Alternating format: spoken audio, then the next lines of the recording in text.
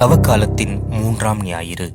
தண்ணீர் உயிரின் ஆரம்பம், வாழ்வின் ஆதாரம், பொருளாதாரத்தின் பெருஞ்சொத்து, விவசாயிகளின் சுவாசம்.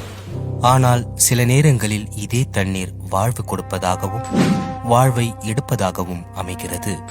எகிப்தில் அடிமைகளாய் வாழ்ந்த மக்களின் கண்ணீரை கண்ட இறைவன் மீட்பின் திட்டத்தை துவங்கினார்.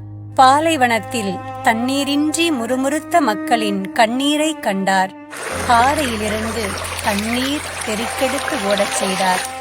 யாரேனும் தாகமாயிருந்தால் என்னிடம் வரட்டும் என்று இயேசு கூறுகின்றார்.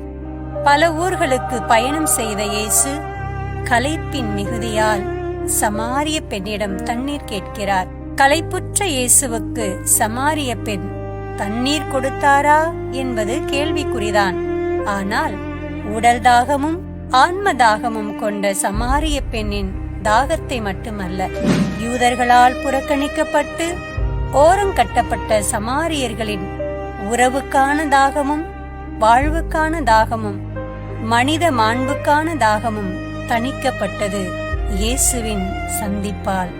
நான் கொடுக்கும் தண்ணீரை குடிக்கும் எவருக்கும் தாகம் எடுக்காது, பொங்கி எழும் ஊற்றாக மாறி நிலைவாழ்வு அளிக்கும் என்ற இயேசுவிடம் நாமும் திரும்புவோம், நிலை வாழ்வை பெற்றுக்கொள்வோம்.